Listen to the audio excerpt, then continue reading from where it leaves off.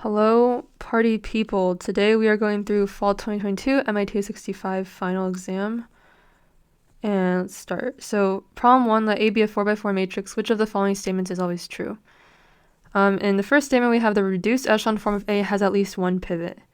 So, the counterexample that is probably the most important one in this entire problem is if A is equal to 0. If A is a 0 matrix, there is no way it can have a pivot. So the pivot meaning there's an entry that's, 1, for example, 1, 0, blah, blah, blah, 0 equals some number. So that would be your pivot entry, right? But if A is equal to 0, that's literally not possible because you just have all zeros. So this is not true. If A squared equals 0, then the system AX equals 0 has only the trivial solution. The trivial solution means that the only way that AX equals 0 is if X equals 0. However, what if A is equal to 0? So if A is equal to 0, then AX equals 0 is always 0, and so X can be anything. So that means that this statement is not true either, because it does not only have this trivial solution. If A squared equals A, then the reduced echelon form of A is I4, so the identity matrix. Well, again, if A is equal to 0, then you would have 0 equals 0, which is true, but you don't have the identity matrix as your reduced form of A. So that's not true. For D, if A squared equals identity matrix, then the reduced echelon form of A is I to the fourth. Not I to the fourth, just the I identity matrix. So for A squared equals I fourth, there are some possibilities that you can do. You can obviously have 1, 0, 0, 1, negative 1, 0, 0, negative 1, and so on and so forth. But notice that for a lot of these cases, when you reduce this all down, like for example here, if you just divide by negative 1, you still get the identity matrix. So in this sense, this is true. There is a more rigorous way to do this, which would take some time, maybe, to prove. But if you say you have A is defined as ABCD, and then you do A squared equals I. So I'm just going to do a 2x2 matrix because 4x4 is way too much. But even just for this simple case, you can kind of extrapolate it to the 4x4 case. But this gives you, A squared plus BC. If we do the matrix multiplication, AB plus BD, AC plus CD, BC plus D squared equals this. Okay, so first of all, we see that A squared plus BC and BC plus D squared must equal each other, and they must equal 1. So from that, you can get that A squared equals D squared, so A equals plus or minus D. And the other thing is that AC plus CD and AB plus BD have to be equal to 0. So let's see, A plus D times C equals B plus A plus D is equal to 0. So the cases that this happens is either when A equals negative D or A equals D. So this is the first option, or the second option is A equals D, but B and C equals 0. Okay, so when that's the case, and B and C are equal to 0 and A equals D, you just have the identity matrix, right? Because then your matrix is just A, 0, 0, which can always be reduced to the identity matrix. And then for A equals negative D, you would have something like 1, 0, you would have whatever A is, and then whatever negative A here. So there's no constraint on B or C in this case, so we have, we just put B and C down. However, we do know that based on these terms right here, that A squared plus BC is equal to 1. That's just an aside. So let's just kind of row reduce this to see if we can get that to see if it's possible to row reduce A into the identity matrix. So here you have, we can multiply row 2 by negative A over C. So that gives us negative A and then A squared over C. And then we can add those two together, and that gives us a B, 0, B plus A squared over C. And then just to get rid of the C in the denominator, I'll just multiply that row by C. So we have now A squared times C, A squared plus CB. So clearly these two rows are not multiples of each other, so they will be able to be reduced into identity matrix form. And so furthermore, I guess you could see here that this term will just end up being 1. So it won't end up being 0 because we have this constraint right here. So when this term becomes 1, then we know for sure that it can be row reduced into the identity matrix form. Okay, so I think this kind of justifies the two cases for A. So the first case of A is when A equals this, because we have A equals D and then B equals C equals 0 by default from the constraints of the multiplication of A being equal to the identity matrix. That gives us this matrix like this for A. So we know that can definitely be reduced into the identity matrix. The other option is if A is equal to negative D, which means that A can be in this form. And then we kind of prove that because we know that when A squared is, so when we have A squared, it gives you the identity matrix. We know that this has to be a constraint because when we multiply it, this needs to be 1, this needs to be 1. So that constrains our row reduction here. So we know that we will be able to reduce this into the identity matrix because these two rows are linearly independent. So because of that, we can argue that A squared equals the identity matrix. Then the reduced row echelon form must also be the identity matrix.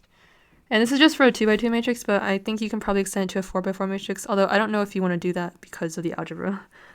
Okay, if you don't actually want to deal with the pain of proving this, although I guess you don't really have to prove this, you could just do some hand-wavy arguments with different test matrices like over here.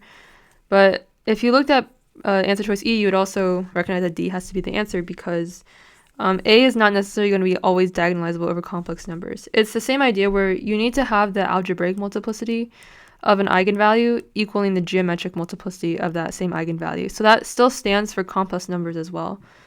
So you still need to have the number of times that an eigenvalue appears in a characteristic polynomial equaling the number of linearly independent eigenvectors that correspond to the eigenvalues.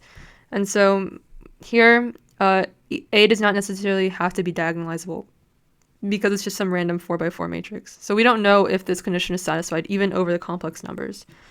So our answer choice is D. Okay, so which of the following 5 parameters of A would this be linearly independent?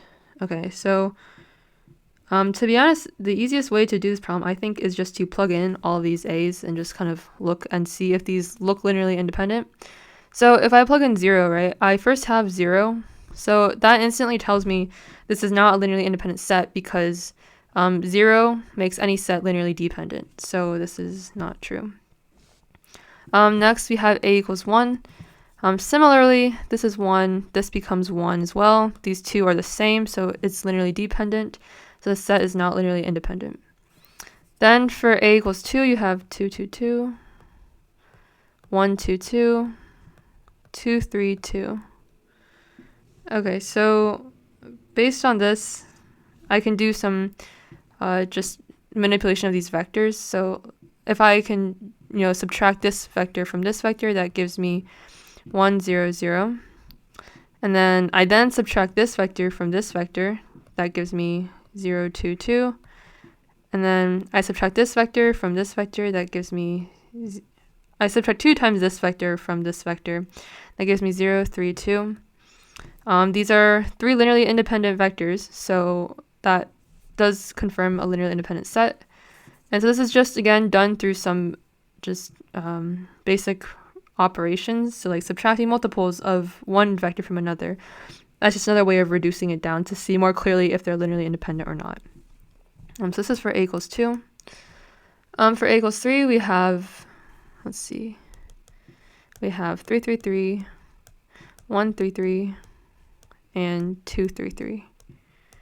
Okay, so these kind of look suspiciously similar. So if I, for example, subtract this vector from this vector, I have 1, 3, 3, 1, 3, 3, 2, 3, 3.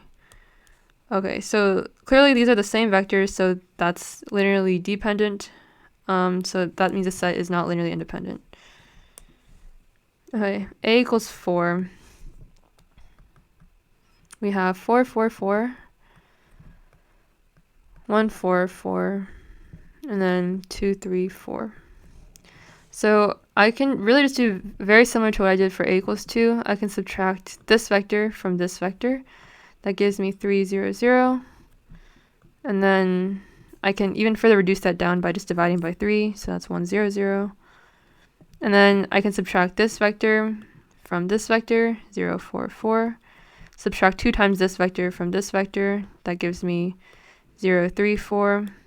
Again, you can see that these are all linearly independent. They're not multiples of each other, and they can't be written as linear combinations of each other. So that tells you that this is a linearly independent set for a equals 4. So our answer is going to be B. Okay, so 3. Let Rn to Rm be a linear transformation, and the transformation is defined by Ax. A is a standard matrix, and which of the following statements must be true? So the first is that A is an n by m matrix. So we're going from, we're going from Rn to Rm. So if there's n columns, n rows and m columns, this is A. Then by the rules of matrix multiplication, you would need to have this x be m by 1, right? Because these dimensions must work out. You can't multiply like a 2 by 3 matrix, like for example this, by like 1, 1, right? It doesn't make sense because you have to do this times this plus this times this, and then this has nothing left. So the dimensions must agree for matrix multiplication. So another easy way to remember this is if you have an n by n matrix, you need to multiply it by an m by 1 matrix to get an n by 1 matrix. So these two have to be the same. So we know here then that x is equal to as an n by 1 matrix, and that would give you an n by 1 matrix. And that's like not the transformation we want, because we want to go from R to the n to R to the m. And so this doesn't make sense. So A shouldn't be an n by n matrix. It should actually be an m by n matrix. So this should be m by n instead. So this is just based on the rules of matrix multiplication. If the columns of A are linearly independent, then T is 1 to 1. Yes, so one of the properties of a 1 to 1 transformation is that your standard matrix has linearly independent columns. So this is true. For the third part, we have if m is greater than n, then T is onto. So m greater than n means there's more rows than columns, right? And then if T is onto, that means that the span of the vectors, the column vectors of A, is going to be equal to R to the m. So first of all, if you want to span the vector space R to the m, you need how many vectors? You need a minimum number of m vectors, because, you know, it's like saying, you know, if you're trying to span R to the 2, you need 2 vectors, right? You need at least a vector like 1, 0 and then 0, 1 to span all the points in that plane. So you need a minimum of m vectors that are linearly independent to span the vector space R to the m. However, looking at your columns, you only have n columns, so you only have n vectors. N is less than m, so because of that, you don't even have the minimum number of vectors to span R to the m. So because of that, this is not true. Because you don't have enough vectors to even span R to the m. Okay, so for n greater than m, then T is 1 to 1. So remember that here you're transforming from Rn to Rm, right? So if you're going from, say, the R3 vector space to the R2 vector space, you're squishing certainly some points or some vectors into a plane, right? So there's no way that you can get all of the vectors in R3 and keep them mapped to only one vector in R2, because it's just a lower dimension. So you're going to have to map some of these vectors to the same vector in R to the 2. So because of that, it's not going to be 1 to 1, because 1 to 1 means that you would only map one vector to one other vector in the next vector space. So in this case, if n is greater than m, you're going to have to smush some of the vectors to the same vector in the R to the m space. And you can kind of think of that as going from R3 to R2. So this is not true. If the columns of A span R to the m, then T is onto. Yes, this is the definition, a definition for an onto transformation. So from that, we can see that our answer choice is C. Consider the system of linear equations given here. Which conditions does the system have infinitely many solutions? Okay, so the first thing we want to do is put this into matrix form. So we take the coefficients and we just shove them in this matrix. 2, 5, A, 1, 1, A squared. Okay, so to figure out a row, to figure out if the system has infinitely many solutions, we want a row of zeros. This means that we would have one free variable, and that free variable means you can have infinitely many solutions because that parameter can be anything. So, for example, if we ended up with some system like this, right, like A, B, 0, then x equals A, right, y equals B, but then z can be anything. So that means that there's infinitely many solutions that satisfy the system. So we're looking for a row of zeros, and so we need to row reduce this. So the first thing I can do is I'll take R1, do R1 minus R3, and then R2 equals row 2 minus 2 row 3. And that should give me 0, 2, negative 1 minus A squared, 0, 3, negative A minus 2A squared, 1, 1, A squared, A, and this is 9 minus 2A, 5 minus A. Oh, that should be a plus A. Okay.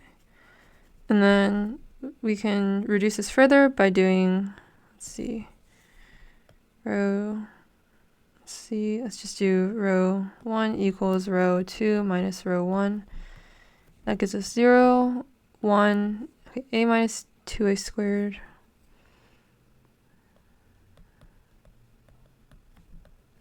and 9 minus 2A, 4.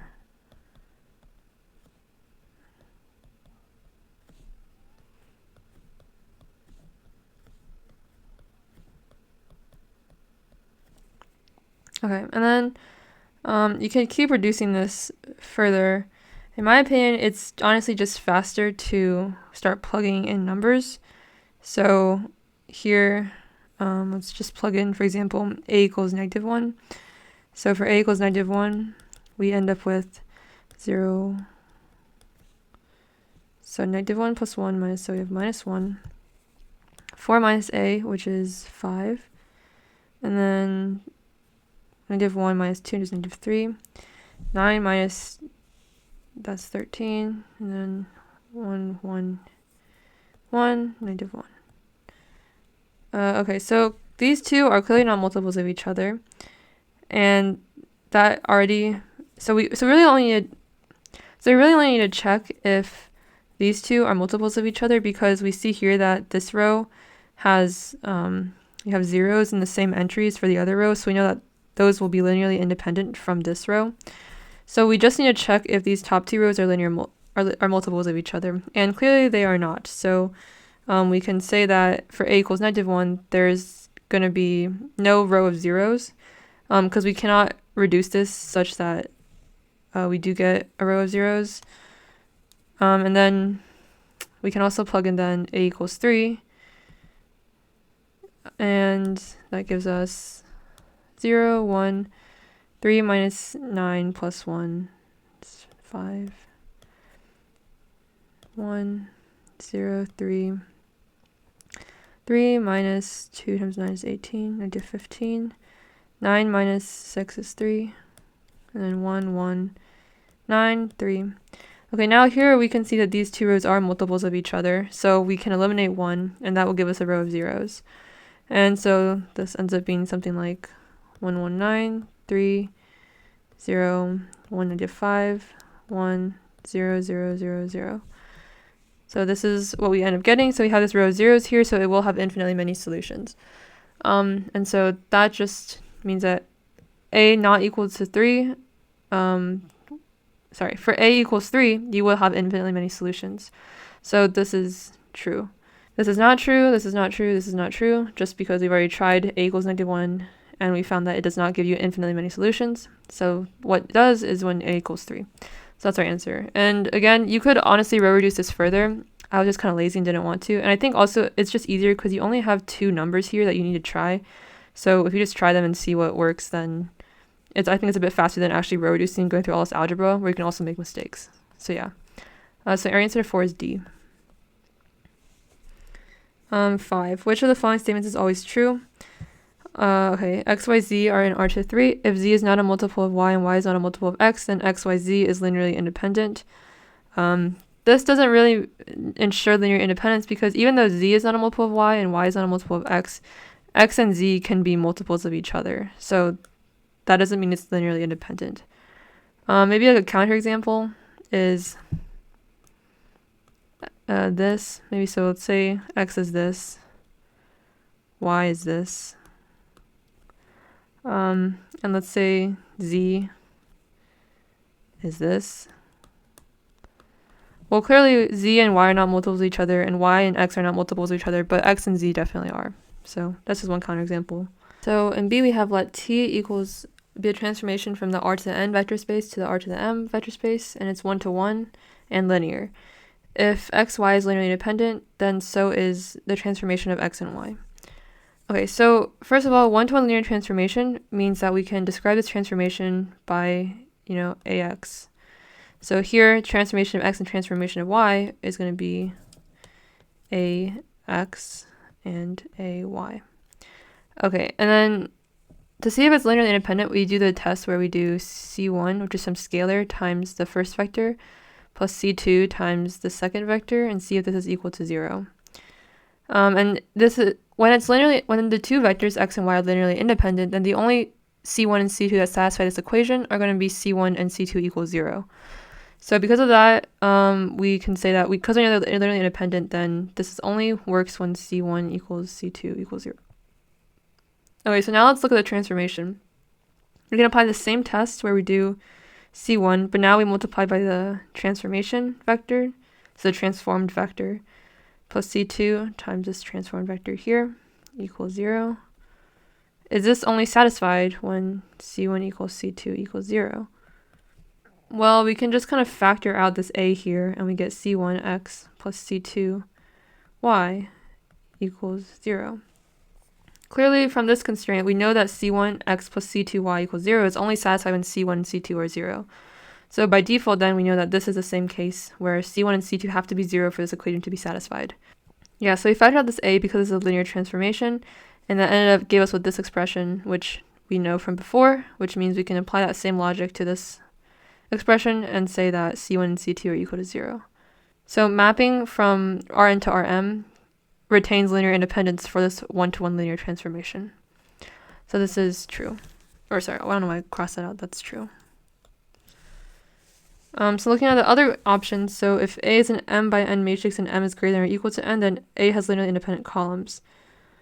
So for m greater than or equal to n, we have more rows than columns. So we have m rows and columns. So our A kind of looks like this. So A has linearly deep or independent columns. So I guess, I don't know, this kind of doesn't make sense to me because, who's to say you can't have a matrix that's like this, Okay, so, m is greater than n, but clearly you can have linearly dependent columns. So C is not true. Okay, so if A is an m by n matrix and Ax equals b is consistent for every b in R to the m, then the columns of A are linearly independent. Okay, so I'm going to specifically look at the case where m is less than n. So let's say that we have our matrix look something like this, where this is A, and then X is this, and then B is this. Okay, so let's just say it's like a 2x3 matrix or something. So X, Y, Z, and this is, I'm just going to say it's like this so it's easier. Oops, sorry. Like this. Okay, so in this case, if we do, I'm going to leave this kind of empty here. If we multiply 1 by x, we get x, right? Same thing, we have y here. But we have this Gram term, so let's pretend that we do have linearly dependent columns, so something like this. Then we have something like x plus yz. Not x plus yz, x and then y plus z. So clearly these two are linearly dependent, so the columns are not linearly independent. But we still have this thing right here where we can still reach every possible b in R to the m. So this means that it is possible to have a consistent AX equal B system for every B and still have linearly dependent columns. So this is false. Okay, so in the last part we have if the columns of a matrix are linearly independent, then the equation AX equals B has a unique solution for every B. So first of all, so we can consider two cases. I think I should say this earlier, but like for problems a lot like these, you probably want to consider cases where you have m greater than n and m less than n. So for example, in this part E, I wouldn't want to consider m greater than n. I wouldn't want to consider m less than n. So why is that? So if I have less rows than columns, then I know that I'm definitely going to have linearly dependent columns, because there's no way that you can have more vectors than the number of entries in those vectors and have linearly independent vectors. So because of that, I don't consider m less than 1. I only consider m greater than n. Did I say 1? I don't consider m less than n. I only consider m greater than n, because I need to have the columns of A be linearly independent, and I can't have that if I have m less than n.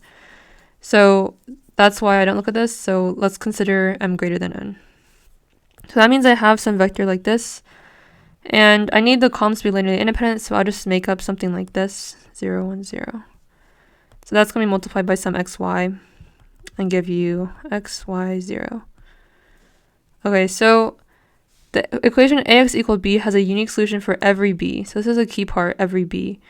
So B here, you will have a solution if B is of the form x, y, 0. What if B is of the form x, y, 1? Right? Then there's no solution for this, because here we have two zeros, so the last entry must be 0 when we multiply by x, y. So we will not have a solution for xyz equals b, or xy1 equals b. So there won't be a unique solution for every b. So this is not true. So our answer is B. Okay.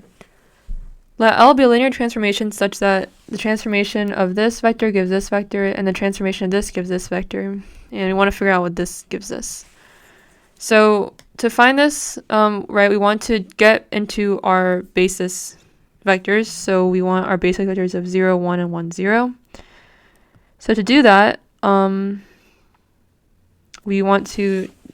Okay, so we can do this because this is a linear transformation, right? So the transformation of this is going to equal the transformation of, let's see. So we want to get these two into 0, 1. So we can do that by taking 2 times, let's do this, 2 times -1, 2, plus 2, -3. That will give you, right, so 2 times -1 plus 2 is 0, and 2 times 2 plus -3 is 1, so that will give us this vector here. So when I do that, we can do 2 times the transformation of -1, 2, plus the transformation of 2, -3, and that gives us 2 times, plug that in from here and here, so 2 times 1, -1, -2, plus -1, 2, 3, that gives me 1, 0, -1. Okay, now we do the same thing for the 1, 0. And to get that, we can do, let's see, 1. Okay, let's do this. So L transformation of 2 times, that was not right, okay, 3 times -1, 2, plus 2 times 2, -3, all multiplied by 1/2, right? Because -3 plus 4 is 1, and then, oh, actually, I don't even need the 1/2. I don't know why I thought I needed half. Alright, so then we just have 3 times -1, which is -3 plus 4 is 1, and then 3 times 2 is 6 minus 2 times -3. That gives me 0. So then I have the transformation on 1, 0. Okay, so now I can do 3 times the transformation of -1, 2, plus 2 times the transformation of 2, -3. This gives me 3 times 1, -1, 2, -2, plus 2 times -1, 2, 3. And then that simplifies to 1, 1, 0. Okay. So now that I know what the transformation of this and the transformation of this are, then I can write the transformation of AB as the transformation of A times 1, 0 plus B times 0, 1, which is equal to A times the transformation of 1, 0 plus B times the transformation of 0, 1. So that's just okay, so that's just A times 1, 1, 0 plus B times 1, 0, -1. And we know that this is going to give us A plus B, A, -B. And this is going to equal 1, 3, 2, which we are given up here. Okay, so clearly A must be equal to 3, and then B equals -2. Confirm that this works with A plus B is equal to 1. This is true, so A plus B is equal to 1. So our answer is C. Okay, let A be this giant matrix, which of the following statements is false? Okay, so first we have these two are the basis for the null space of A. Okay, yeah. So let's just start with the null space. So first we know that the null space is, so the basis for the null space are the spanning vectors of the solution of AX equals 0. So we can write this in the augmented matrix form by doing 1, 1, 1, 1, 0, 0, 0, -1, 0, 3, 4, 2, 2, 2, 2, 2, 3. Okay, so I'm just gonna, first thing I'm gonna do is subtract 2 times the first row from the third row and set that equal to the third row. That gives me 0, 0, 0, 0, 1, 0. And then I'm just gonna add the first row and the second row. Or actually, I'll make that row 2. So for row 2, I'm going to do row 1 plus row 2. So that gives me 1, 1, 1, 1, 0, 1, 3, wait, no, 4, 5, 3. Okay, and then I'm going to subtract 3 times row 3 from row 2, and then 1 times row 3 from row 1. So that will give me 0,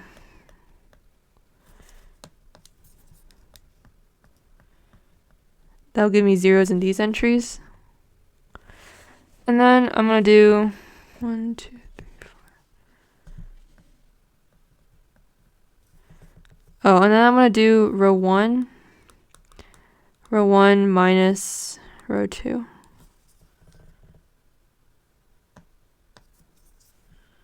Zero, 1, -3, -4, 0. Okay, so now I have this in row reduced echelon form. And so now I can kind of solve for my spanning vectors. So how you solve for these spanning vectors is you kind of assign, right? We know these variables are assigned to be x1, x2, x3, x4, x5. Okay, and so what we can do is we notice that these are our pivot columns, right? But we can say that these x3 and x4 variables are our free variables. So we can assign them parameters like t and s. So if I were to write this out, I would write it as x1 minus 3x3 minus 4x4 equals 0. x2 plus 4x3 plus 5x4 equals 0. And then x5 equals 0. And so then if I want to solve for x1, x2, x3, x4, x5, I can write them in terms of these parameters t and s. So, for example, x1 is going to be equal to 3 times x3, which means 3 times t, plus 4 times s. And then for x2, it'd be -4 and then -5. For x3 is equal to t, so it's just going to be 1 and 0. x4 is equal to s, so that's going to be 0 and 1. And x5 is equal to 0, so you can say it's like this. So, in conclusion, these are our two spanning vectors for the null space of A. So that does seem to match with what this is. So this is going to be true, so it's not a false statement. Looking at the other options we have a few options for the basis for the column space of A. So we can actually take a look at that really quickly. If we look at our null space, or our row reduced form of A here, which is just this thing on the left, notice that the first, second, and fifth columns are linearly independent. So that is going to actually correspond to linearly independent columns of A. So that's going to correspond to the first, second, and fifth column of A. And when we're asked to find a basis for the column space of A, we're trying to figure out what is a set of linearly independent vectors that span this column space. So first of all, you can see that this is going to correspond to the first, second, and fifth column. So that's definitely going to be a basis because those vectors are linearly independent. In D, we have this one, and this one. So let me change colors. So you have this one, this one, this one. That's going to correspond to this one, and this column. Okay, now if we look at those columns here, we have this, and this. So those three columns are actually also linearly independent of each other, right? Because the first column and the third column are not multiples of each other. Neither is the first or the fifth column. And one other way is that you can see that this entry here, right, it has a non-zero component, but for the other two matrices or vectors, there's a 0 in that entry. So you can tell that they're not going to be able to be written as a linear combination of each other.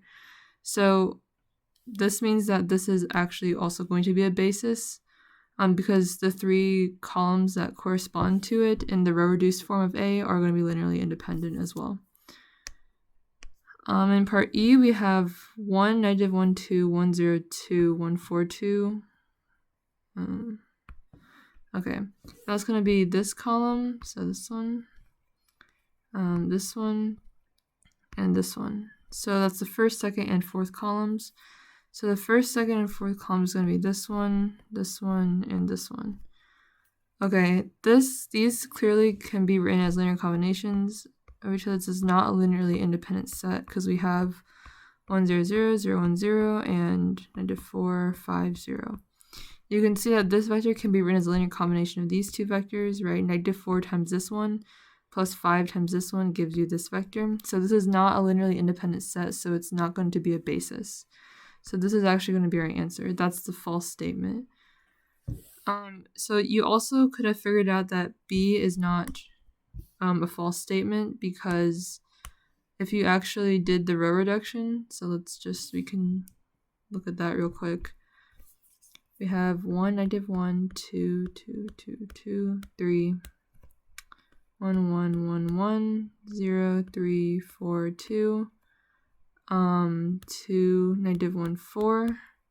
We can row reduce this, right? So we can take 2 times, okay, so let's do this. So we can do the same processes as we did over here and row reduce, and we get, okay, I'm going to literally just steal this exact same row reduction that we did earlier.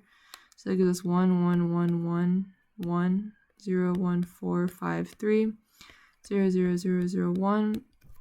And then for our 2, we have 4 minus 2 times row 1, which is 0. Oops, that's not where it should be. Should be a 2 here, and then we have a 0 here. And then row 2 is equal to row 1 plus row 2, which is just 1.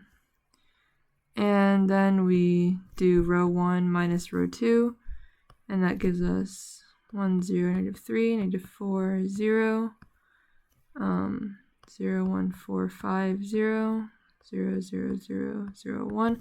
I'm doing the exact same row reduction here. The only thing that changes is, the values here. So row 1 is row 1 minus row 2, so I get 1, 1, 0. So this is my reduced form of the system AX equals 2, negative 1, 4. And you can see that there's no, so if it's an inconsistent system, what does that mean? We get something like a row of zeros, and then it equals some like non-zero integer, or non-zero number like 2 or something. And we know this is not possible because 0 cannot be equal to 2, right? That would mean the system is inconsistent. So here we see no row of zeros that equals a non-zero value. All of these, variables have a solution to them. So that means that AX equals this is consistent. If you don't want to go through all that algebra, you could just look at your other answers after you have already row reduced A down here. And then you can see that the answer is going to be E without having to do the algebra of proving this statement is true. So our answer is E. Okay, so in problem 8, we have let A equals a square matrix and B is the inverse of A. Find B12, the 1, 2 entry of B. Okay, so this is just an application of Cramer's rule. So we have A inverse, the I and jth entry, is equal to negative 1 to the I plus j times the 1 over the determinant of A times the determinant of A ji, where you delete the jth row and ith column. Okay, so now I am going to find B12, which gives me negative 1 to the 3 plus 1 over determinant of A times the determinant of AIJ, which is just, or AJI, which is just deleting the second row and first column. So we have 0, 1, 3, 1. Okay, the determinant of A I can find by expanding on this row, this column here. So that means I have, so remember our checkerboard pattern where we have the coefficient in front of the determinant being negative 1 plus 1 or negative 1, etc. So that's this thing right here. So in this case, we're going along this column, so we're going to have negative 3 times delete the row and column that that entry is in, 1, 1, 1, 2, which is negative 3. Plug that in here, so we have negative 1 over negative 3 times 0 minus 3, which is negative 3. So that's just going to give us negative 1. So our answer is D. Okay, so in this problem, we have which of the following sets of vectors x, y, z is a subspace of R to the 3. What's the definition of a subspace? What are the requirements? First is that the 0 vector must be in the subspace. The second is if A and B are vectors that are in this set, then A plus B must also be in this set. The third is that if you have if you have A in the set, then any scalar times that vector must also be in the set. Knowing these constraints, we can look at our options now. In 1, we have the set of all vectors satisfying x plus y plus z equals 0. First of all, check is a 0 vector in this, is a 0 vector satisfying this set. So if we have x, y, z all equals 0, then you can check that 0 plus 0 plus 0 is equal to 0. So it is going to be within the set. So that's confirmed. The second one is it closed under addition. If we have x1, y1, z1, and x2, y2, z2, where x1, where this vector and this vector are both within this set. If they're both within the set, that means that x1 plus y1 plus z1 equals 0. And x2 plus y2 plus z2 equals 0. This means then that if we add these two vectors together, we get x1 plus x2, y1 plus y2, z1 plus z2. We need to check if this is going to be within this set. If it's within the set, then it needs to satisfy x plus y plus z equals 0. So in this case, x1 plus x2 plus y1 plus y2 plus z1 plus z2 equals 0. So because we know these two constraints and we can plug them in here, we can confirm that this is closed under addition. Because of these constraints here, right, from when we said that this vector and this vector are within the set, that must mean they follow these constraints. Then when we add these two vectors, we get this, giant vector. And then when we test if it satisfies this constraint, we find that it does, because we can plug in these two constraints. So this means that it's closed under addition. And then we can do the same thing, but for scalar multiplication. So if we have, x, y, z, where x plus y plus z equals 0, then if we have c times x, y, z, does that still satisfy x plus y plus z equals 0? In this case, we would have cx plus cy plus cz equals 0. Factor out the c, and you get c times x plus y plus z equals 0. This is true, right? Because this is already going to be within, we chose this to be within the set, so it already satisfies x plus y plus z equals 0. So we can confirm that this is also equal to 0. So that means that this is closed under scalar multiplication as well. So 1 is a subspace of R to the 3. This isn't the exact same process that we're going to apply pretty much for the rest of these, although, hopefully you can kind of have some intuition where that some of these are kind of weird because, there's some nonlinear terms right here, or in here there's this strange inequality, so that might pose a problem. Based on that, though, we should still kind of go through this definition because, I don't know about you, but I don't trust my intuition sometimes, so I think it's good to check just to make sure. And hopefully once you get comfortable with this, it goes a lot faster. So in part 2, we have the set of all vectors satisfying x, y, minus z equals 0. First check, is x equals y equals 0 going to be in this set? Does it satisfy this constraint? Answer is yes, right? 0 times 0 minus 0 equals 0. So we can check the first one off. Second one, if we have x1, y1, z1 that satisfies, okay, if we have x1, y1, z1 that's in this set, this means it must satisfy x1, y1 minus z1 equals 0. We also have another one, say, in this set, x2, y2, z2. Because it's in a set, we know that it satisfies x2, y2 minus z2 equals 0. Now let's say we add these together. That gives us, right, the same thing we have here, x1 plus x2, y1 plus y2, z1 plus z2. Now let's test this and see, is x1 plus x2 times y1 plus y2 minus z1 plus z2 equal to 0? Well, hopefully you can see that it does not necessarily equal, because when we expand this term, we have something like x1, y1 plus x1, y2 plus y1, y2. Wait. Let's do this. It's not right. Plus x2, y1 plus x2, y2 minus z1 minus z2 equals 0. Even though we know from our initial vectors that these constraints must be satisfied, that still leaves us with this term and this term, and so it might not necessarily be equal to 0. Thus, this is not closed under addition, so it's not a subspace. For the third one, we can make a very similar argument.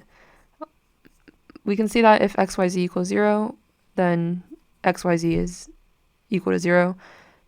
For it being closed under scalar addition, we can say that if we have, x1, y1, z1, like here, and x2, y2, z2, and then we add them together, we can check then, is x1 plus x2 times y1 plus y2 times z1 plus z2 equal to 0. And this is in the case where we have our initial vectors x1, y1, z1, and x2, y2, z2. So from our initial vectors, we know that x1, y1, z1 must be equal to 0, and x2, y2, z2 equals 0. When we add them together, we check, is this going to be equal to 0? The answer is no. This does not really look like it could be equal to 0, because when we expand everything out, it's going to look pretty ugly. And there's only going to be one term of x1, y1, z1, and one term of x2, y2, z2, and the others are all mixed terms. And so that means that this is not closed under addition, so it's also not a subspace. Okay, in 4, we had the same idea. So if x, y, z are all equal to 0, then yes, this condition is satisfied.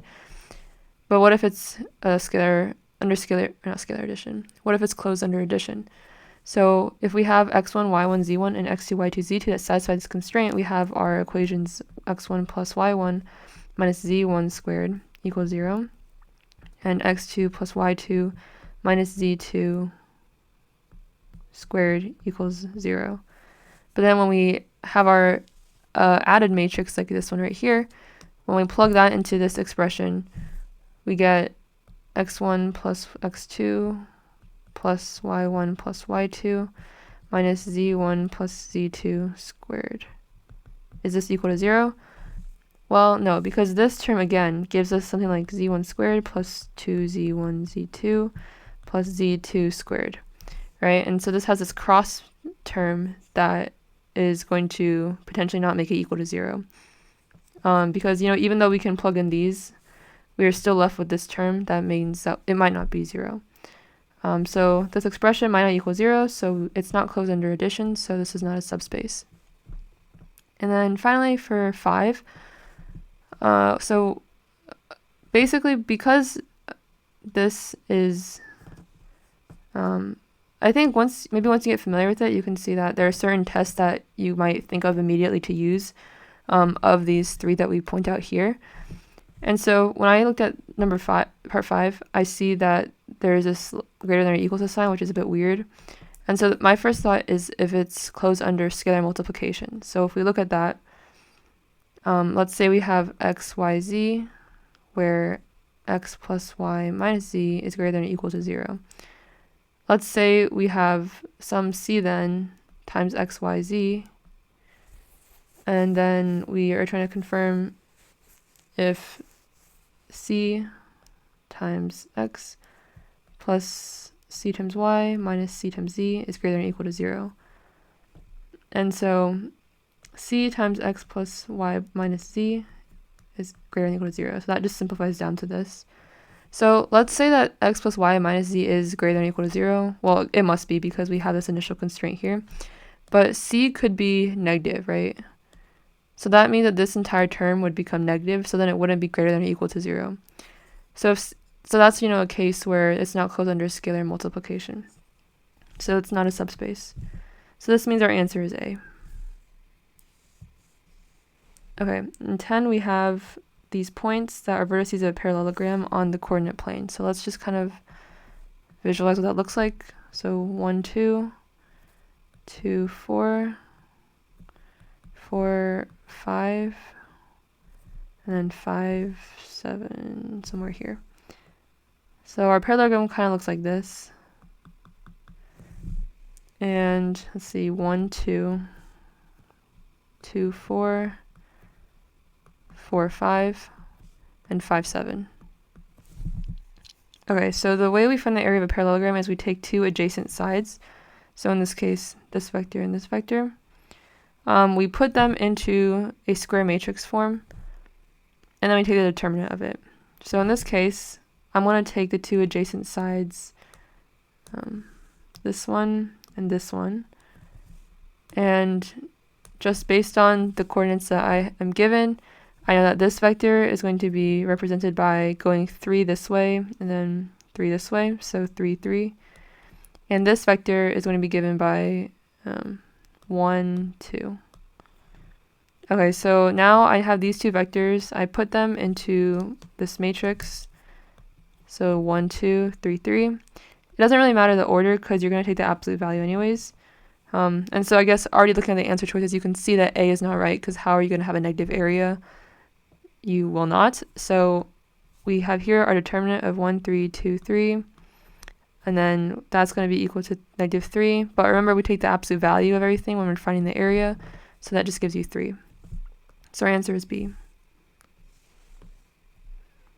Okay.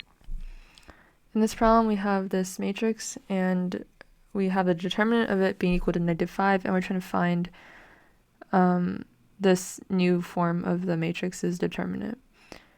First thing to remember is you can do column operations, elementary column operations, or row operations, and those won't change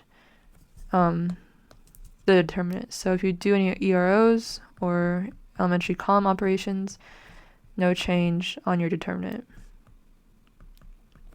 Okay. The other thing is when we have, the determinant of C times some, row or column of A, that gives us C times the determinant of A. So times some column or row. So not like by the entire matrix. These two are probably the most important things to note in this problem. First thing I can notice is that here we've added 3 times, or we subtracted 3 times this column here. So because of that, this is kind of irrelevant on what it will do to the determinant. Because again, elementary column operations don't do anything to the determinant.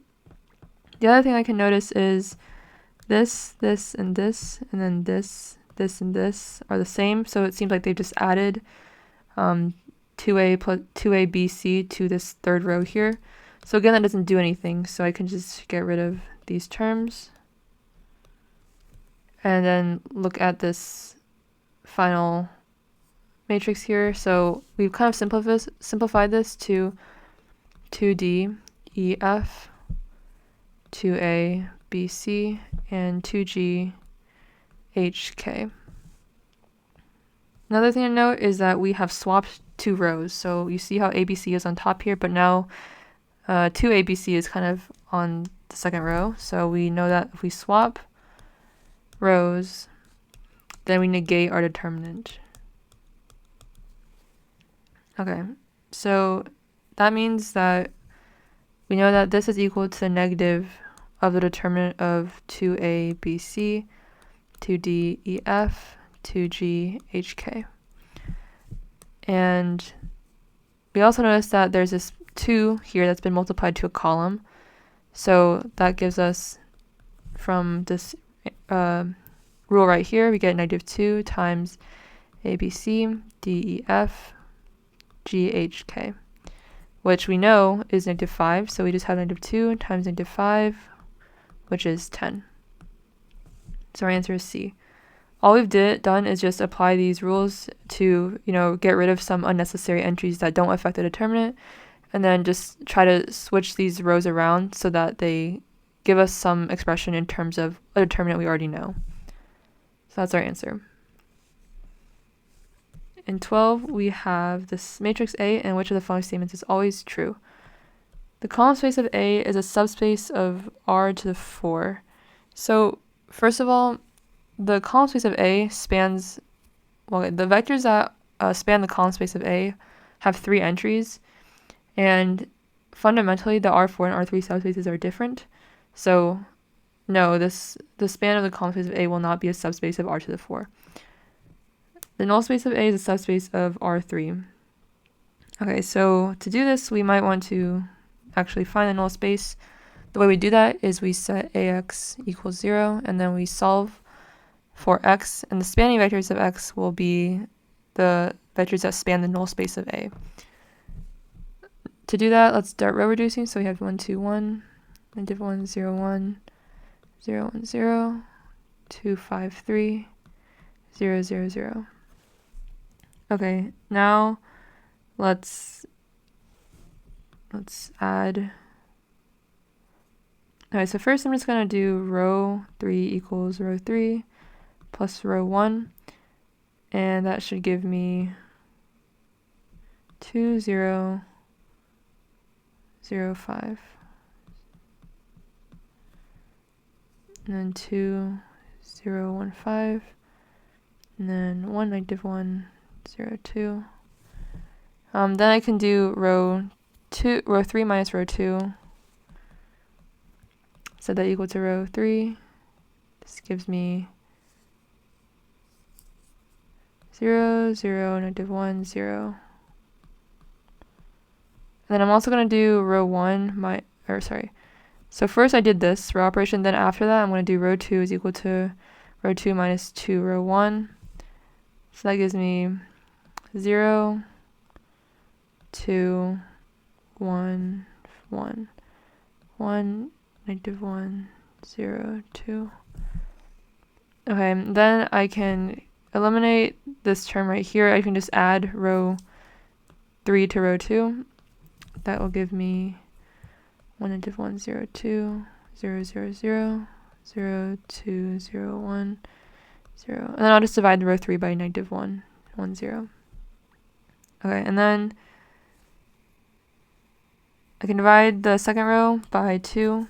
That just gives me 1, 1/2. Then I can add that to the first row, and that would just give me 0, and then 2 plus 1/2 is 5/2. Okay, so this is my reduced row echelon form. And now if I want to solve for x, I see that I have one free variable here, which I can parameterize as t.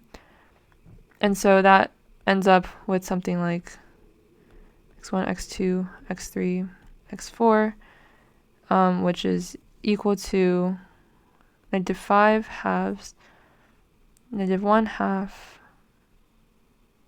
0, and then 1 times t, right? Because I'm just solving for these variables right here, and I have to move this over to the other side to get a solution for x1, x2, x3, x4 in terms of t. If that's not super clear, it's kind of like I write it like this: x1 plus 5/2 x4 equals 0, x2 plus 1/2 x4 equals 0, and then x3 equals 0. But then I reparameterize it as x4 equals t. That allows me to get this expression here for the spanning vector. First of all, notice that the spanning vector is 4 elements. It has 4 elements, so it doesn't live in the R3 vector space at all. So it's not a subspace of R to the 3. The dimensions just don't even work out. The third statement is ax equals 0 has a unique solution. No, because if it has a unique solution, that means that x can only be equal. That only means that this equation is valid whenever x equals 0 and only when x equals 0. But as you can see here, there are actually many or infinitely many solutions for x because it has a free variable. So that means that there is no unique solution. It actually has infinitely many solutions. The dimension of the null space of A is 1. This is true. Why? Because the null space is spanned by the spanning vectors, which in this case is -5 halves, -1 halves, 0, 1. Okay, this is the vector that spans the null space. And so that is the basis of the null space. And so the dimension is the number of basis vectors you have. So in this case, it's just 1. So our answer is D. In part E, we have the rank of the matrix A is 2. No, we row reduced it here. And let me just do this. So we actually row reduced it for A to become this. And so you can see that there are the definition of a rank of a matrix is a number of non-zero rows in the row reduced echelon form. So when we reduced it here, we see that there are actually there are 3 non-zero rows in the reduced form. So this would actually have to be 3 for this to be correct. And so this is not true. An alternate way of looking at it is that you have the rank nullity theorem, right? So the rank plus nullity equals the number of columns of A, which is this case 4. We know that the nullity or the dimension of a null space is 1. So rank has to be 3. It cannot be 2. So again, we see that E is not true. So D is the right answer. Okay. I guess another point that I should make here is that the subspace must be a subset of the parent vector space. So right, even though here like the column space is 3 elements, that doesn't make it a subspace because it's not even a subset. It's not even a subset of R to the 4. So if you have some vector space that lives in R to the 3, there's no way it can be a subspace because it's not even a subset of R to the 4. So that's just another thing to keep track of. Okay, 13. if the characteristic polynomial of a is 9 lambda minus lambda cubed, then a is what? Okay, so characteristic polynomial of this, we're given, and we're trying to find if it's invertible or diagonalizable. So one thing to know about diagonalizable matrices is that if you have distinct eigenvalues, then you're going to have a diagonalizable matrix.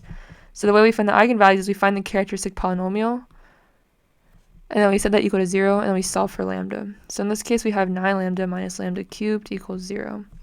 So that gives us lambda times 9 minus lambda squared, which is just lambda times 3 minus lambda, 3 plus lambda equals 0. Okay, this means that lambda can be 0, 3, or negative 3. These are clearly different numbers, so it means that A is going to be diagonalizable. So we can immediately remove these options. So we know this is not going to be an invertible matrix because lambda equals 0 is an eigenvalue. And because it's an eigenvalue, that means that the determinant of A minus lambda I for lambda equals 0, that would just be determinant of A is equal to 0. And that that is not allowed by invertible matrices. So this is not possible if your matrix is invertible. So because of that, we know that A is going to be diagonalizable but not invertible. And this is just, again, a property of invertible matrices. 14. So this mapping P2 to P2 is defined by this transformation here. It's linear, and we want to find this B matrix for the transformation when B is the basis 1t t squared for P2. What does this B matrix mean? This means that we're doing this transformation in terms of the B basis.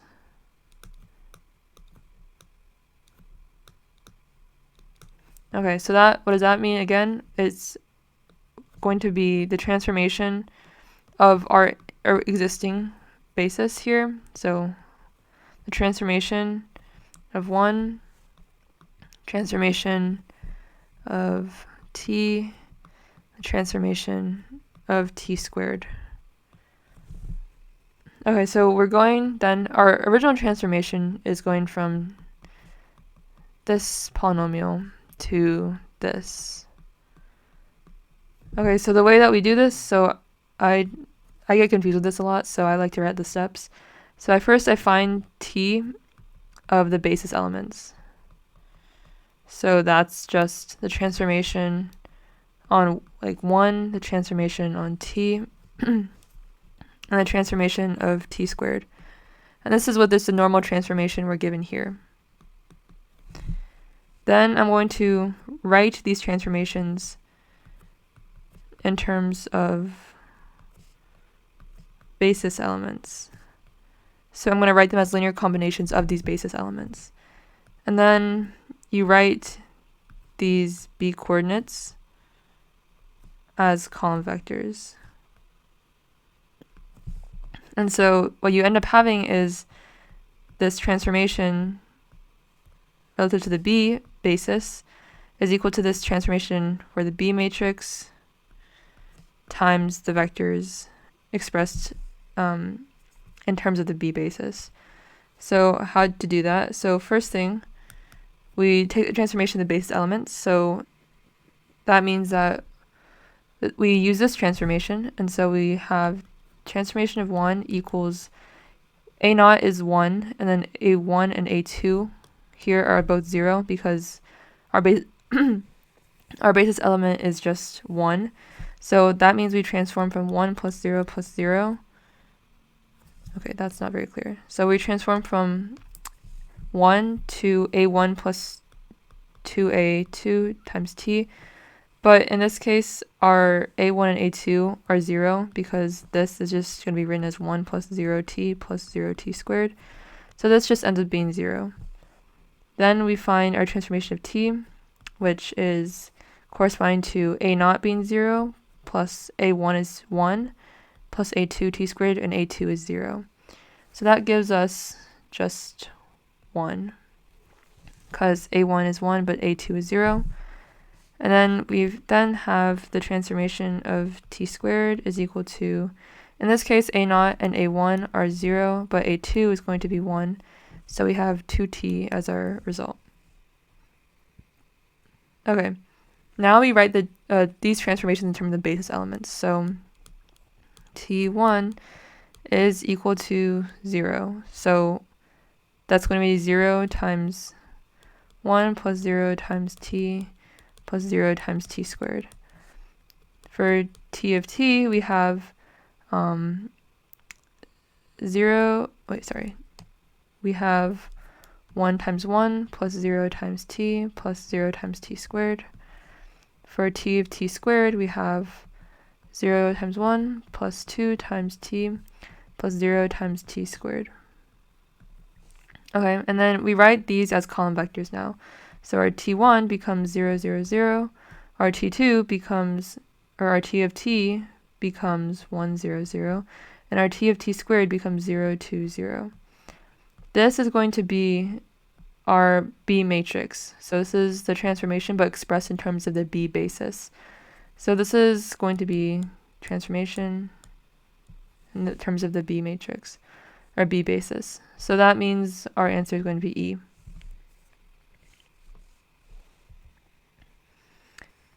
Okay, here we have the transformation, x to ax be the composition of a rotation and a scaling. And if A is equal to this matrix here, find theta r. So A is basically this rotation matrix and scaling. So we have some rotation. So first, we write out our rotation matrix, which is something like this. Sine theta, cosine theta. But we have to multiply it by a scaling, right? Because it's scaled by a factor of r. Now what you can do is look at A, and so hopefully you can see that there are some terms here that might look familiar from basic trigonometry. So we have r cosine theta equals this term right here, -9 square root 3. And then we also have r sine theta equals -9. Okay, so because r is greater than 0, we know that sine theta must be less than 0. Okay, so now we should draw out our unit circle. I think that's kind of helpful. So honestly, this is kind of confusing for me too. So I feel like if I just draw out all the possibilities, that helps you visualize what's going on. So first of all, our first theta is -5 pi over 6. So that's, oh dear. Okay, so 5 pi over 6 means that it's counterclockwise, or it's clockwise, and then you go this distance here. So we have, this distance is 5 pi over 6, and this is answer choice A. And then for B, we have pi over 3, which is like here. And C, we have it's over here. Okay, these should be more symmetric, so let me just...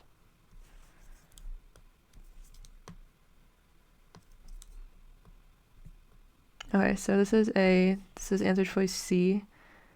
D is 5 pi over 6, so it's over here. And then E is over here.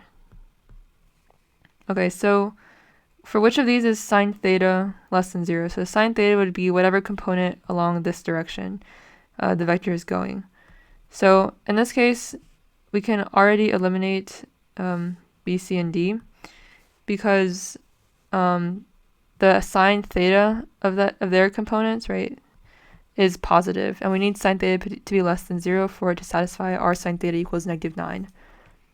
Because of that, we already eliminated most of our options. And so now you can just see, is cosine going to have to be -2? Well, yes, because this is clearly negative, and r has to be greater than 0, so cosine theta has to be less than 1, 2, or less than 0. So that means that whatever direction the vector is pointing along this axis must also be in the negative direction. And so E is pointing in the positive direction, whereas A is pointing in the negative direction.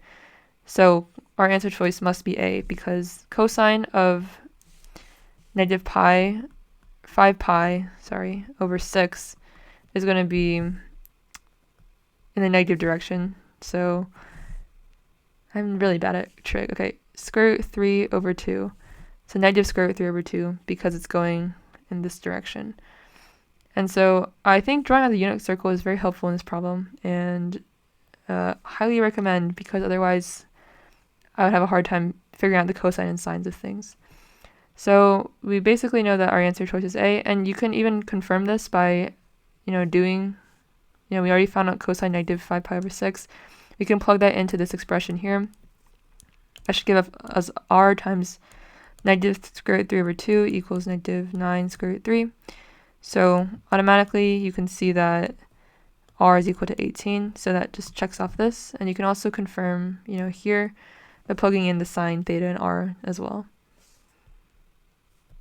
Okay, and I think just an explanation of the rotation matrix, we have, this xy here, and the rotation matrix is just going to rotate it by some degree, this way. Right, theta, theta. So that when we get our new matrix, we have cosine theta times negative sine theta times xy. And then we have sine theta, cosine theta. This gives us our new coordinate system, x1, y1. Or maybe not a new coordinate system. Sorry, I keep thinking in terms of another class. But it gives us our new vector in a new, system. So, for example, in this case here, right, we rotated this way. So you can hopefully see that x1 can be written as cosine theta along x minus sine theta along the old y coordinate. Right, this becomes cosine theta times x minus sine theta times y. And this is sine theta times x plus cosine theta times y. Okay, so hopefully you can see that this new x direction is corresponding to cosine theta along here minus sine theta along here. And then for the y, it's going, it's going cosine theta in the y direction and sine theta in the x direction.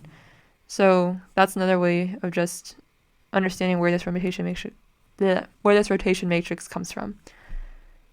Okay, that's 15. 16. Consider the system of differential equations with the initial conditions given here. What is x1 plus y1? Okay, we can write this system as a giant x equals ax, where x prime is equal to x prime y prime. A is equal to 4, 2, 2, 4. We're just putting it in augmented matrix form. Then we have xt, yt. Okay, how do we solve differential equations like this? We find the eigenvalues and eigenvectors of A. How do we find the eigenvectors and eigenvalues? Well, first, to find the eigenvalues, we do the determinant A minus lambda I set equal to 0, find lambda. Okay, we get 4 minus lambda, 2, 4 minus lambda. The determinant of this is lambda squared minus 8 lambda plus 16 minus 4, which is plus 12. That's equal to 0. Factoring this out, we get lambda minus 6 times lambda minus 2 equals 0. So our eigenvalues are lambda equals 6 and 2. Okay. Now we want to find the eigenvectors, so we plug in lambda equals 6. So for lambda equals 6, we get, we plug that into the expression a minus lambda I times x equals 0, and then we solve for x to find our eigenvectors. So we get 4 minus 6, which is 2. 4 minus 6 is negative 2. Oh, I think this needs to be negative 2. And that's equal to 0, 0. Hopefully you can see that one solution that will satisfy this equation is if we have 1 and 1. Right, so first of all, these two are linearly dependent, so we can really just only focus on one row because the other is giving us the exact same information. And so from each row, what we're getting is 2x minus 2y equals 0. So if x and y are both equal to 1, then this is satisfied. So that's how we come up with this eigenvector here. Okay, now for lambda equals 2, we get 2, 2, 2, 2, 0, 0. This gives us 2x plus 2y equals 0. And so v2 is equal to 1, negative 1. That's just another option for an eigenvector that satisfies this expression right here. Great, so now we can put this in our final solution form. So we know the solution for this kind of differential equation is x of t, y of t equals e to the lambda t. So we take our first eigenvector, or eigenvalue, put it in here, and then we put it with the corresponding eigenvector. So in this case, the 1 for lambda equals 6 is 1, 1. We have a constant out in front, and then we have c2 e to the 2t now times 1, negative 1. That's the corresponding eigenvector for the eigenvalue of 2. Okay, we know initial conditions of x0 equals 8. So if we plug in x of 0, we get c1 times e to the 6 times 0, which is just 1, times 1, plus c2 times e to the 0 times 1, which is just 1. And then we also have y0 equals 2 equals c1 minus c2. Okay, if we add these two equations together, we get 10 equals 2c1. So c1 equals 5, and that means c2 must equal 3.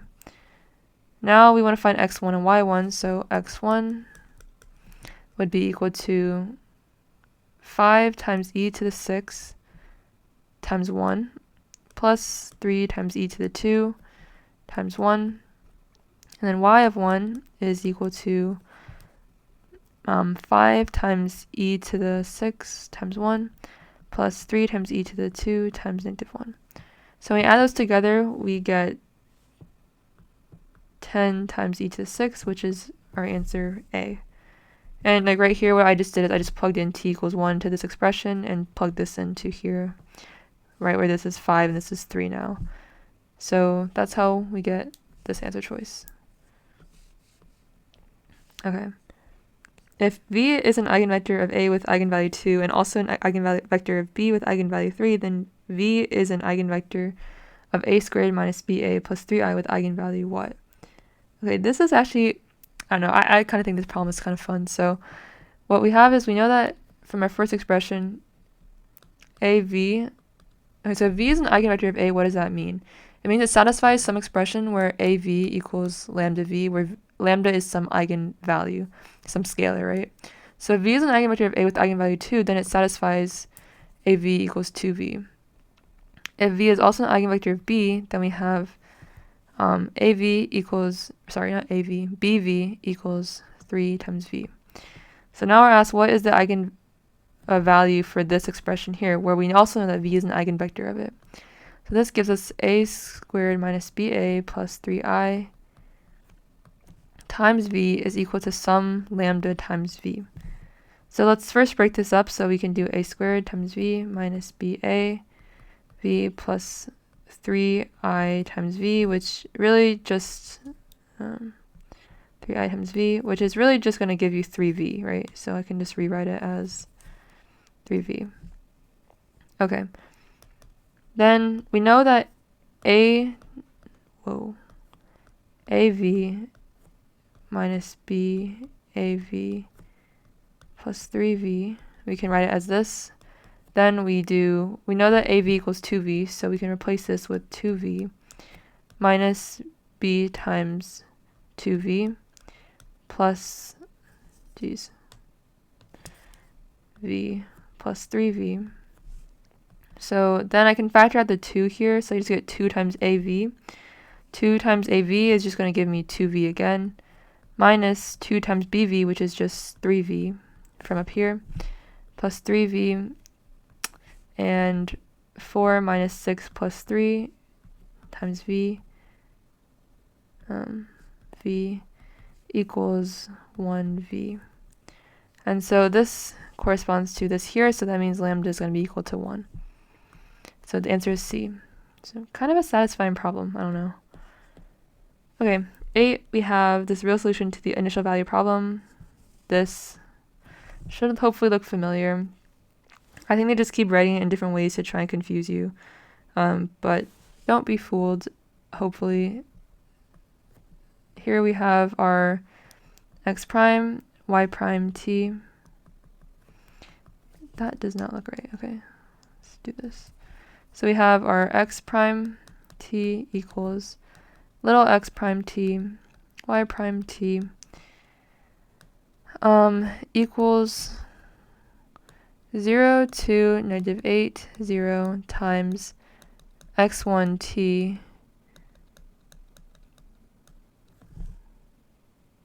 and this is a form that we're probably familiar with by now. And so we have this a, so we want to find the determinant of a minus lambda I, set it equal to 0, and we're trying to find the eigenvalues and eigenvectors. Okay. The eigenvectors or eigenvalues for a is going to be given by negative lambda 2 -8 negative lambda equals lambda squared plus 16. So lambda equals plus or minus 4i. Whoa. 4i. Okay, now let's do lambda equals 4i. We're trying to find the eigenvectors now, so the way we do that is a minus lambda I times x equals 0. And we solve for x. So for lambda equals 4i, we get an expression of -4i to -8, -4i, and then 0, 0.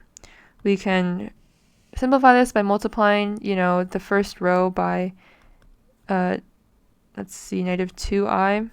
That gives us, that just gives us -8, -8, -4i, -4i, 0, 0.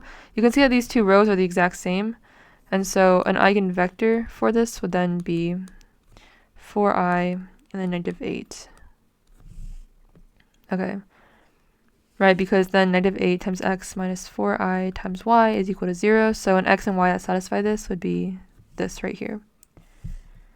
Okay, this is where it gets kind of taxed. So we just need to, because this is a complex eigenvalue and eigenvector, we can just write our solution as e to the lambda t times the eigenvector.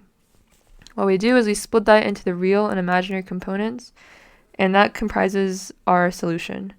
So that's just a shortcut. I think I've referenced it a few times now, but it's probably easier to see when I actually do it. So e to the 4it times 4i and -8. Okay, e to the 4it, we can use Euler's identity and write it as cosine 4t plus I sine 4t times 4i -8. Okay, that just gives me 4i cosine 4t plus, minus 4 sine 4t, -8 cosine 4t minus 8i sine 4t. So if we split that into the real and imaginary components, we get -4 sine 4t and -8 cosine plus I 4 cosine 4t and then -8 sine 4t. Okay, so what I was trying to explain earlier was that our solution, which we write as this, is going to be equal to the real part of it here. So we have -4 sine 4t, -8 cosine 4t times some constant, plus some other constant times 4 cosine 4t, -8 sine 4t. Okay. So that's what I mean by this imaginary part. We take it and we put it here, and the real part is another solution to the differential equation. So now that we have our solution, we can plug in our initial values, which is x0. So, okay, x0 and y0 equals 1, 2. When we plug in t equals 0 into this expression, we get we get 4c2 and -8c1. So that means that C2 equals 1/4 and C1 equals -1/4. Okay, and then we're trying to find x of 1 of pi over 4. So let's see. I don't have a lot of room. Let me just point up here. Okay, x1 of t. Oh, whoops. I've been labeling it xy, but I hope you get the gist that it just means x1 and x2. So x1 of t, which is I'll just write as x of t, is thus equal to, let's see, so it's equal to -1/4 times -4 sine 4t plus 1/4 times 4 cosine 4t. Okay, so that hopefully you can see cancels out to be, my bad on the organization, but hopefully it's kind of legible, plus cosine 4t equals x of t. Okay, now I plug in t equals 1 pi over 4. That gives us sine pi plus cosine pi equals x1 of pi over 4. And that gives me -1. So the answer is going to be D. 19, we have which of the following statements is false. Our first statement is the rows of an m by n matrix A are orthonormal, then the linear transformation AX is going to preserve the length. So first of all, when it says that the rows are orthonormal, the first thing we can write is A is composed of these rows, which I'm going to denote as, A1 and A2. And we know then that A1 dot A2 is going to be 0. Okay, then this says a linear transformation AX preserves length. So what does that mean? This means that x dot x equals AX dot AX. Okay, so this just stems from the fact that the magnitude of our vector, or like the length of our vector, squared equals AX, so the transformed vector squared. That's just saying we're trying to see if it satisfies this relation, and this relation can be expressed like this, as a dot product. Okay, we can rewrite AX as AX transpose dot times AX. So not the dot product, it's a multiplication. So why is that? Just to refresh our memory, if we have y dot y, where y is equal to y1 to yn, we evaluate the dot product of y and y by doing y transpose times y, right? Because y transpose is just this multiplied by y, which is y1 to yn. And this is just our classic form for the dot product. And so this is another way of writing a dot product, so that's why we can write it as such. This we then can evaluate using another identity where AB transpose would be equal to B transpose times A transpose. And this gives us X transpose A transpose AX. Key point here is we're trying to preserve lengths. So when we want our x dot x here to be equal to this, right? And if it is, then the length is preserved. But in this case, notice that we have this middle term here. So if this middle term is the identity matrix, then we would end up with x transpose times x, which is going to equal the dot product, right? However, we are not sure if this equals the identity matrix, so we're going to have to take a look at this A transpose times A. So A transpose is equal to A1. We just switch the rows and columns, and then A1 and A2. Okay. From this, you can't really say if this is going to equal the identity matrix or not. Why? Because when we do matrix multiplication, we would multiply the row by the column, right? But here we only know the relationship between A1 and A2, but we can't assume anything about the individual columns that form. So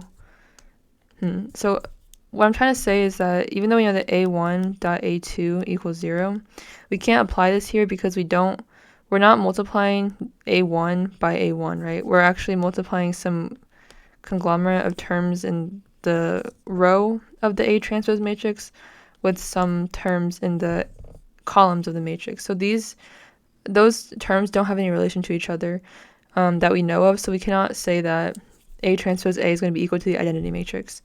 And later on, you'll see the case where you can actually determine if this is the identity matrix or not. But for the rows, you can't because of just how the transpose and the A matrix are oriented, where you know the relationship between the columns of the A transpose and the rows of A, but you can't say anything about the multiplication just because of how matrix multiplication works, where you're doing the rows times the columns, not the columns times the rows. So just based on the structure of A transpose A, this is going to be false. We cannot say for sure this is the identity matrix. So we can't say if x dot x is going to be equal to ax dot ax. So our first, so this first statement is actually false. And I actually think you could, if you don't want to do all this, you can actually come up with a counterexample. So like, let's say we have some matrix like this, which is our A matrix. Then we dot it with like, let's say like 1, let's do 0, 0, 2, right? That gives us, okay, so let me be clear. This is our A matrix. This is x. So ax is going to be equal to 1 over square root 2. 2 over square root 2. Okay, so then we ask ourselves, is x dot x equal to ax dot ax, right? So our x is this, right? So we have 1 plus 4. We take the dot product of them with each other. And then our ax is going to be equal to, our ax dot ax is going to be 1/2 plus 4/2, which is equal to 5/2, which is definitely not equal to 5, which is what this is. So in this sense, you can see that the length is not preserved from this linear transformation, even though we have orthonormal rows here. B, if the columns of a k by n matrix A are orthonormal and the columns of an m by n matrix B is orthonormal as well, then the columns of their product AB is also going to be orthonormal. Okay, so let's define A as having orthonormal columns, right? So let's define A1 and A2.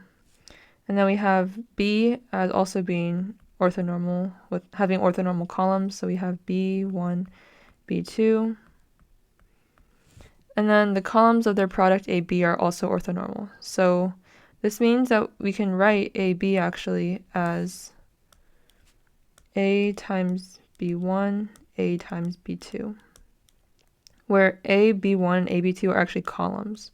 This is just a property that you can have with matrix multiplication, right? If you imagine we are multiplying A by one column of B, we just get another column, right? So that's why we can say that AB1 and AB2 are columns of AB. Okay, now we look if the columns of their product are also orthonormal. What does this mean? So we know that for orthonormal vectors, you would have, for example, for A, A1 dot A2 is equal to 0. And similar for B, because it also has orthonormal columns, B1 dot B2 equals 0.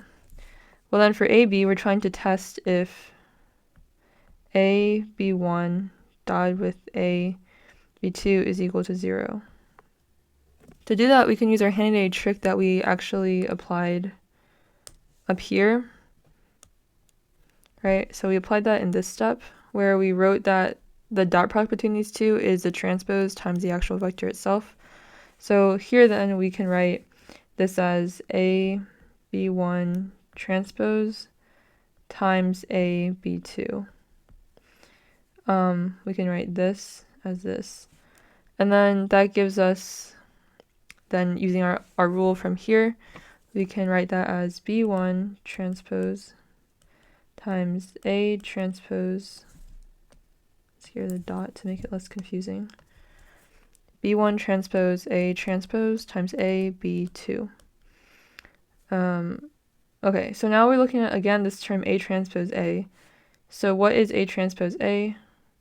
We have A transpose of this being A1, A2, times A, which is A1, A2. And actually, here's a good thing, because remember here we were not able to say anything about the A transpose A, but here we definitely can, because we can use our rules of matrix multiplication and we get A1 dot A1, A1 dot A2, A2 dot A1, A2 dot A2. And then because we know that A1 dot A2 is equal to 0, we know that these two terms cancel to be 0. And furthermore, A1 dot A1 is going to be 1, and A2 dot A2 is going to be 1. The key point here then for saying that A1 dot A1 is equal to 1 is that the columns are orthonormal. So that means the magnitude of the columns of A are going to be 1. That means that A1 dot A1 is going to be 1 and not just some other number. So that means that A transpose A here will be the identity matrix.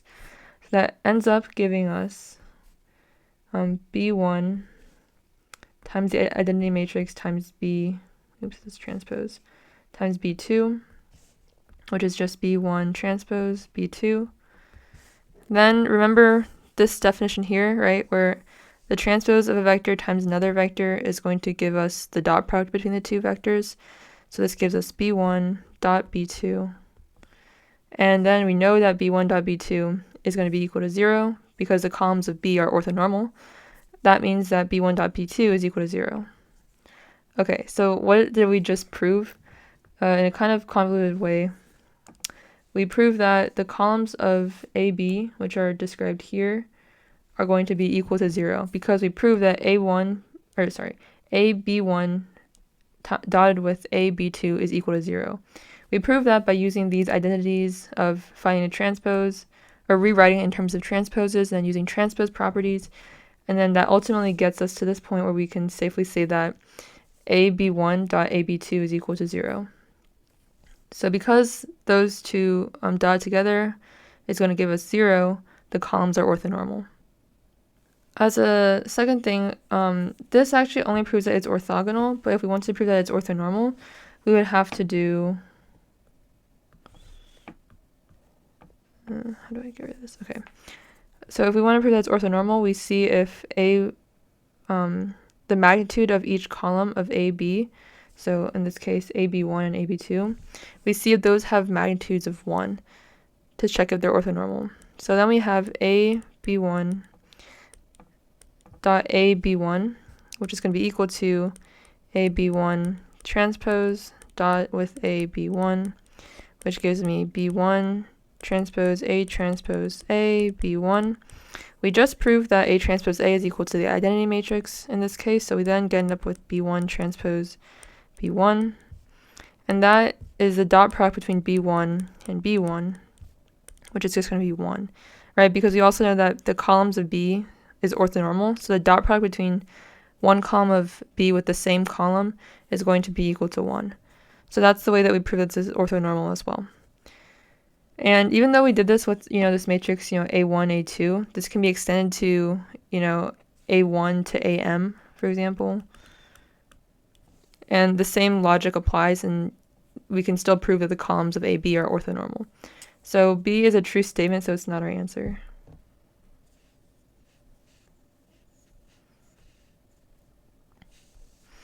Okay, I ran out of room, so now we're here. Let me start with part C now. So in part C, we have if A is an orthogonal n by n matrix and B is an n by n matrix obtained from A by interchanging some rows, then B is also orthogonal. So this shouldn't be as tedious as the other ones we've done so far. But if you have, A1 being orthogonal, that means that all the rows dot product with each other is going to give you 0. And this is also a square matrix, right? Because orthogonal matrices have to be square. So if we just move, right, A1 down here, A2 here, A3 here. Does the same relation get satisfied where you have A1.A2 equals 0, A2.A3 equals 0, A1.A3 equals 0? Yeah, it's the exact same thing because you're just changing the rows. So it doesn't change any properties about the orthogonality of the matrix. So this statement is going to be true. D, if the columns of an n by n matrix A are orthogonal, then the linear transformation x to ax preserves length. Okay, so I'm going to pretty much take what we got, let's see, up here. So what do we do? This is the same argument that we kind of made in this region right here. So let's just go through that again, pretty quickly though this time. So if columns of an n by n matrix A are orthonormal, then the ax preserves length. So that again, we're just checking if the magnitude of x, so the length of x squared, is equal to the transformed vector's length squared. How do we find this? We have x dot x equals to ax dot ax. This can be written as we did here as ax transpose times ax, which is then equal to x transpose a times x. Okay, now we need to figure out what a transpose a is. So we know that the columns are orthonormal.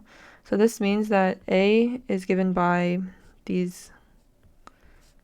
something like this, where we know that a1 dot a2 equals 0 because the columns are orthonormal, and this is a property of orthonormal matrices, or orthonormal sets of vectors. So now we can rewrite this here as x transpose times a transpose, which is just a1, a2 times a1. Oops. So a is just the normal a. So a1, a2 times x. Now when we do our typical matrix multiplication, we get a1 dot a1, a1 dot a2, a2 dot a1, and a2 dot a2 times x. This is just 0. This is 0 because we know this property. And additionally, because we know that this is an orthonormal matrix, then we have a... Why is it not writing? Oh, okay. Because it's an orthonormal matrix, we know that the length of a1 and a2 are both going to be 1. So we furthermore know that a1 dot a1 equals 0, or not 0. It equals 1, and a2 dot a2 equals 1 as well. So that means this becomes 1, this becomes 1, this is 0, this is 0. So then we have x transpose times the identity matrix times x, which is just x. And that's going to equal x dot x. This equals this. So we can confirm that the length is going to be preserved because we evaluated ax dot ax to be equal to the same thing as the original vector's length squared. So because of that, this statement is true.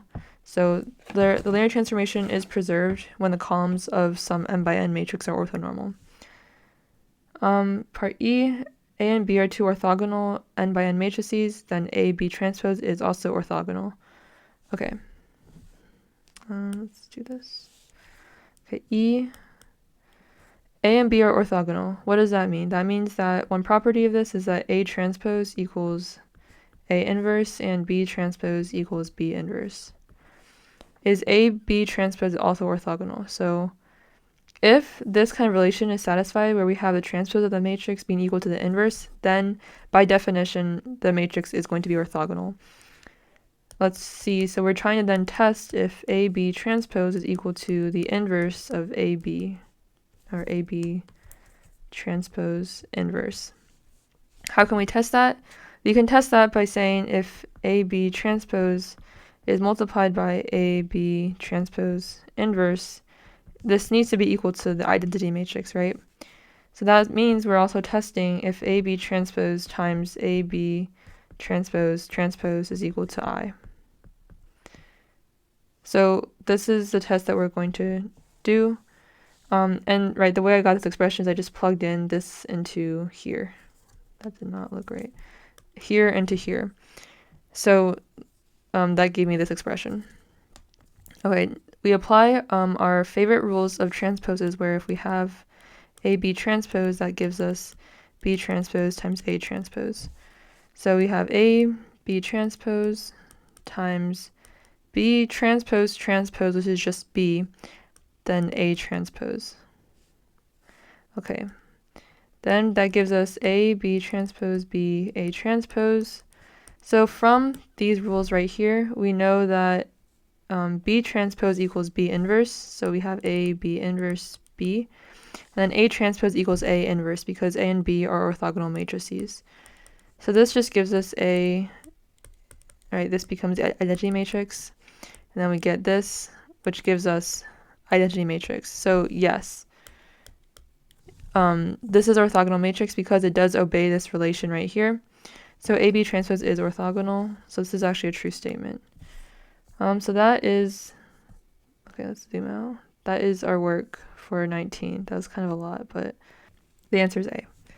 Okay, so we have these three vectors, and we're told that the span of these two is closest to this vector y when y is what? So y here is the least squares approximation, so we're trying to get as close to the actual y as possible. So we're given that the span of this of these two vectors is what we're trying to minimize the distance to y from. So we can write this as A equals 1, 2, 2, 5, 1, 1. So then we have AX equals B. As a sanity check, we can look at our coordinates. I should put this as y, so it's more relevant. Just as a sanity check, right, y is a 3 by 1 matrix, so A is 3 by 2. X is then going to have to be 2 by 1. That gives me a 3 by 1 matrix. This is just a sanity check on the dimensions so that our matrix multiplication actually makes sense.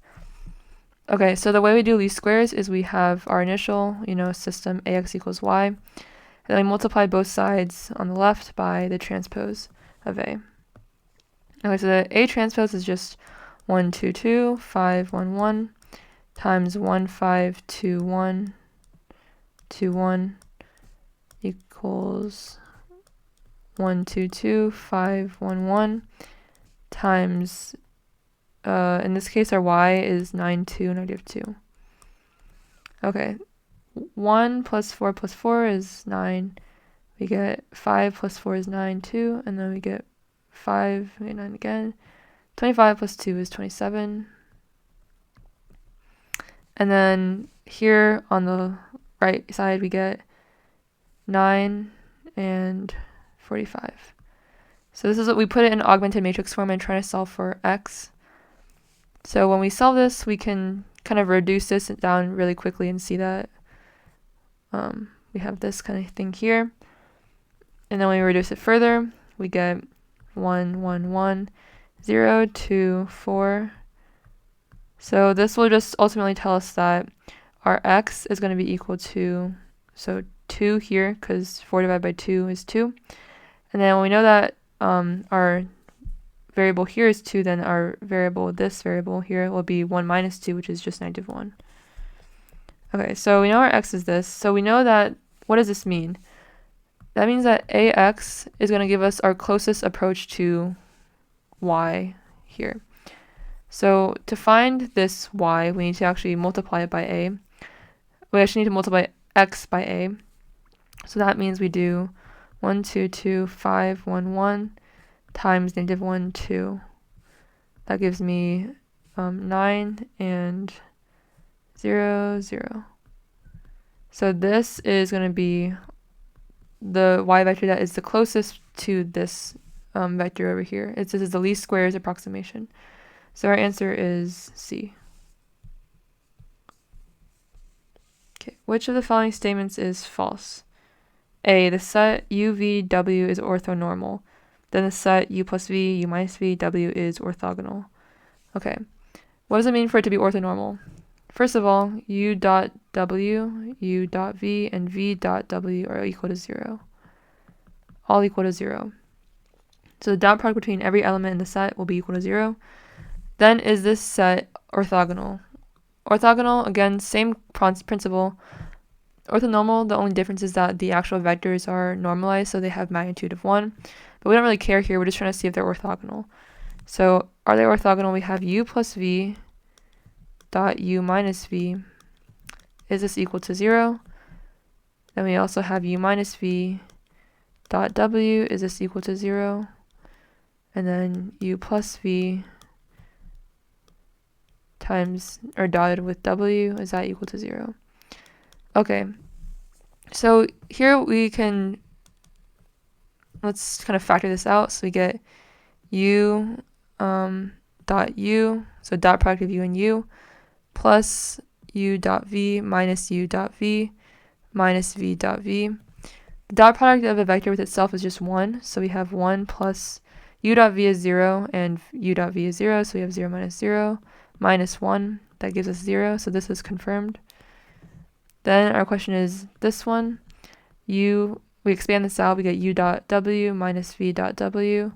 That is equal to 0 because we know that u dot w is 0 and v dot w is also 0.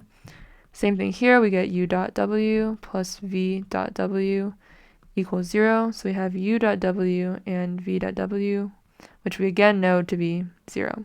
So this is also confirmed. So we can say that this set is orthogonal because the dot product of all the elements with each other is 0. Oh, that's not the answer. This is a true statement. B, if matrix A has orthogonal columns, then A transpose times A is a diagonal matrix. Okay, so again, orthogonal columns, let's kind of visualize what this matrix looks like. So we have A as having U1,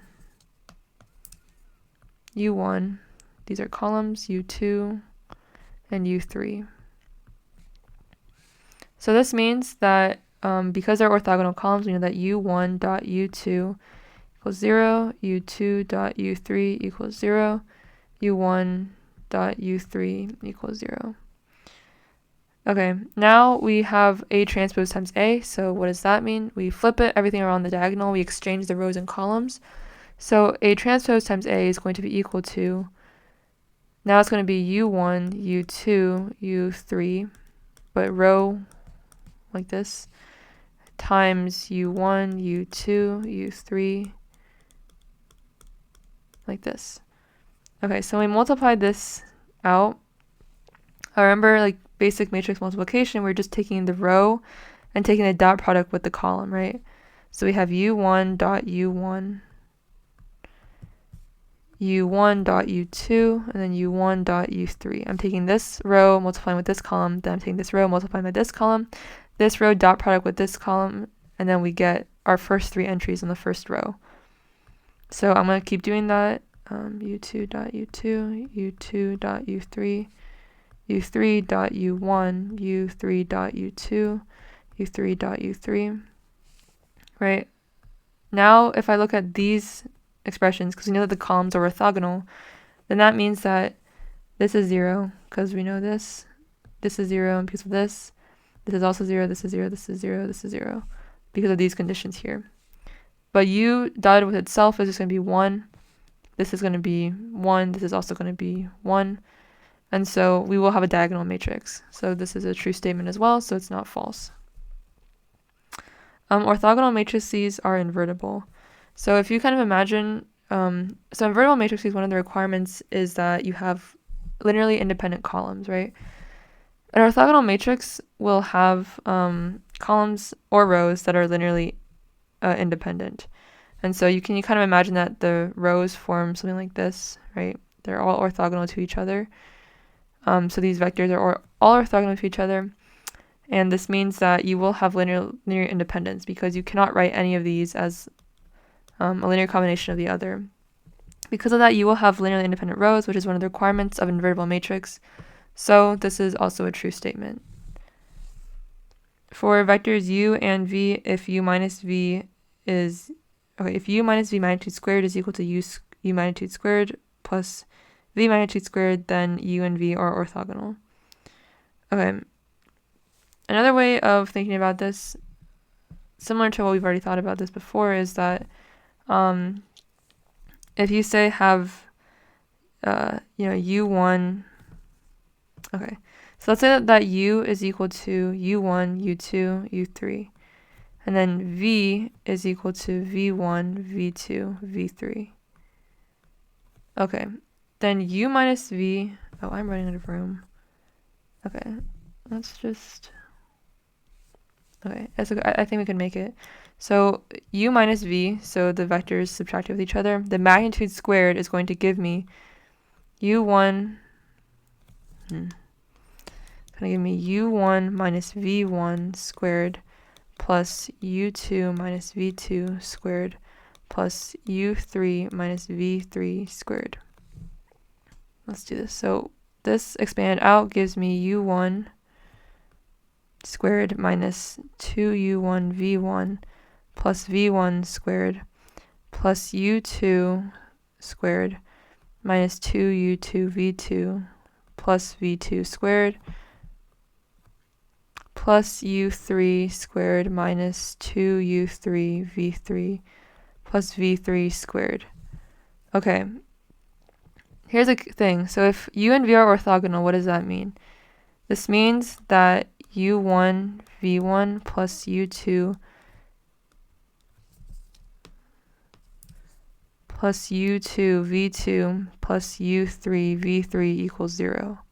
Right? Because the dot product between the two vectors will be 0. Now, if we look at this expression here, we have we have this term here. We also have u2 v2 and we have u3 v3. So notice that this corresponds to this. So if we took out, a factor of -2, we would get -2 times u1 v1 plus u2 v2 plus u3 v3. So that means that these highlighted terms all cancel out to be 0. So we get, darn, I wish I wasn't running out of room. Let's do this. Okay, so when that simplifies out, we end up with u1 squared plus u2 squared plus u3 squared plus v1 squared plus v2 squared plus v3 squared. And this is exactly going to be equal to the magnitude of u squared plus the magnitude of v squared. So this is a true statement, so this is not the answer. So thus our answer is going to be E. Performing the Gram-Schmidt process on the set v1, v2 and the set v2, v1 always gives identical orthonormal basis for the span of v1 and v2.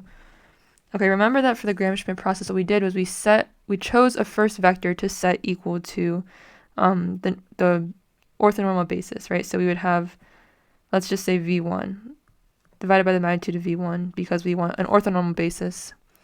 So we would pick, v1, for example, and then after that we would find u2 based on v2, or sorry, we would find u2 based on v2 minus a projection of v1 onto u1, right? And this is how we would solve everything to get the orthonormal basis. However, if we choose, instead of v1, if we choose it to be v2, then our basis will change because we're changing u2 based on u1.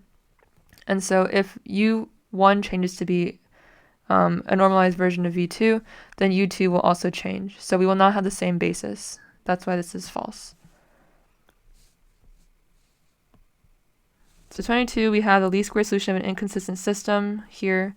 This is going to be our A, x equals b is given by what? So we want to find the x that gives us the closest possible vector that's closest to b.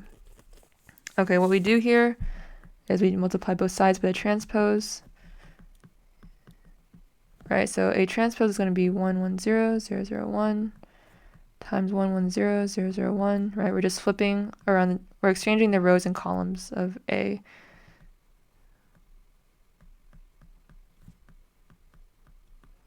We multiply that out, we get 2, 0, 0, 1.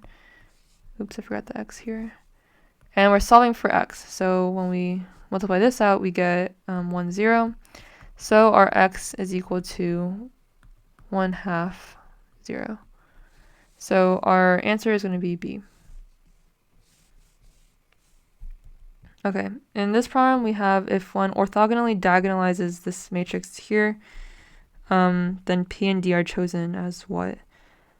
Okay, so because it's orthogonal, that means that P transpose equals P inverse, so this becomes PD P inverse, which you should recognize as being a form of diagonalization of A. So this means we need to find the eigenvalues of A and the eigenvectors, because D is composed of the eigenvalues, and it's a diagonal matrix composed of the eigenvalues on the diagonal, and the eigenvectors that correspond are columns in this matrix P. So to find the eigenvalues of A, we do determinant A minus lambda I equals 0. So we have, okay, why is my brain fried? Okay, 3 minus lambda, determinant of that is equal to lambda squared minus 6 lambda plus 9 minus 1, which is just 8, equals 0. So lambda is equal to, if we factor this, we get minus 4, lambda minus 2. That gives me lambda equals 4 and 2 as my eigenvalues. So off the bat, we can eliminate this one, this one. Now to find the eigenvectors, we have for lambda equals 4, solve for A minus lambda I x equals 0. We're solving for x. So when we plug that into A, we have -1, 1, 1, -1. One eigenvector that satisfies this is if we have, let's see, 1 and 1. So basically, we can eliminate this off the bat because the column that corresponds to the same column that the eigenvalue is in, it should be of some form 1, 1. So these values should be equal. But this is not the case here, so it's not going to be E. Then we can look at A and B, and so when you orthogonally diagonalize, you would also normalize your eigenvector. So if we normalize the eigenvector, we would do square root of 1 over the square root of the magnitude, which is square root of 1 plus 1, times the vector, so 1, 1. So that's just going to be 1 over square root 2, 1 over square root 2, right? And so if we look at our options, then again, we see that the column corresponding to the eigenvalue is actually of this form. And so our answer is going to be B. It's not like this one, which does not correspond. You could continue on to find the eigenvector corresponding to the eigenvalue of 2. And I'll just do it really quickly. That just gives us 1, 1, 1, 1. So in this case, our eigenvalue would be like something like 1, -1, where you just have a negative on one of the entries. And that would correspond to, right, this like 1 over square root 2 and -1 over square root 2 once you normalize this. So our answer is B. I forgot to add something, but because it mentions orthogonal diagonalization, that means that our eigenvectors, or like the basis that we end up using for P, those column vectors need to be orthogonal to each other. So that means the dot product of this with this, for example, has to be equal to 0. And in our case, we got lucky because we have v1 and v2, and if we do v1 dot v2, we get 1 minus 1, which is 0. So our eigenvectors are orthogonal to each other. If they weren't orthogonal to each other, you would have to do the Gram-Schmidt process to get an orthogonal basis. So yeah, that's just a note. We did get nice numbers here where we did get orthogonal eigenvectors already, but if you didn't, you have to do something else or do more steps. Okay, let C be this vector space of all continuous real-valued functions defined on this range. Define the inner product with this. And so we have W is the subspace spanned by the polynomials 1 and T. So I can write this as U1 and U2. And find the orthogonal projection of T squared plus T onto W with respect to the inner product. What we this is not really how we can visualize in polynomials, but it's just kind of close. So if we have some vector x, the orthogonal projection is going to be, let's see, so orthogonal projection is going to be this vector right here, which I can denote xw. It's orthogonal to this plane. And yeah, so we're trying to find this xw, and that's actually given by the inner product of whatever this is. So this is going to be x, right? The inner product of x with u1 divided by the inner product of u1 with u1 times u1 plus x with u2, inner product of these two times u2. This is basically t squared plus t times 1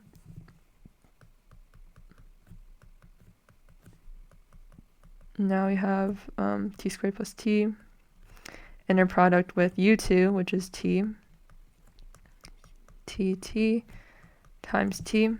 Okay, so now we have to find these polynomial, or not polynomials, the inner products of these. So we have t squared plus t1 is going to be equal to -3 times t squared plus t dt. Okay, so now you can flex your Calc 3 skills and do these, hopefully. And now we get what am I doing? So we get 9 times 2, so that's 18. Okay, and then for t squared and t,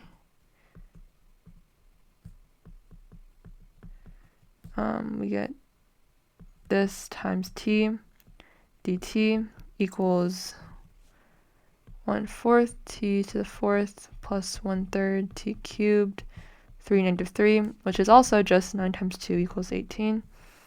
And then 1 is going to be -3 1 dt, which is 6. And then t is equal to 3 -3 t squared dt, which is going to be the same thing and going to give us 18. Okay, so now I can plug all this into here, which gives me, first we have 18 over 6, and then we have plus, see, 18 over 18, which is just 1, so that's just going to be t, so that's 3 plus t, so the answer is going to be A. Okay, now we're doing Gram-Schmidt. Okay, so consider the basis S for R3, which is given by this. And now we can do the Gram-Schmidt process to get an orthonormal basis. Okay, so we have first V1. So, okay, let's assign this to be U1, U2, U3. So let's assign V1 to be U1, but it wants an orthonormal basis, so we have to divide by the magnitude of U1. This gives me 1 over square root 2 times 1, 1, 0. Okay, that doesn't help us because all these answer choices also have this as their first vector, but that's okay. Now we need to find V2, and that gives me, to do that I do U2 minus projection of U2 onto V1. That's going to be U2 minus U2.V1 over V1.V1 times V1. I should be consistent with my notation. This. So that gives me 101 minus 101 dotted with 110 times 1 over square root 2 divided by 1 over square root 2 times 1 over square root 2, 110 dotted with 110 times 110, 1 over square root 2. Okay.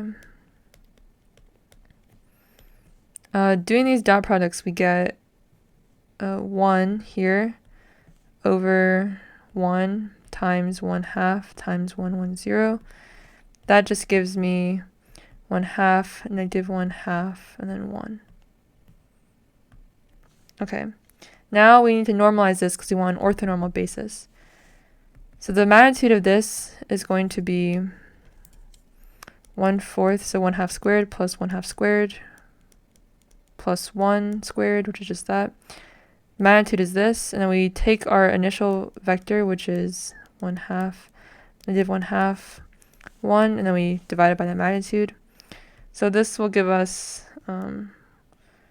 square root 2/3 times 1/2, negative 1/2, 1.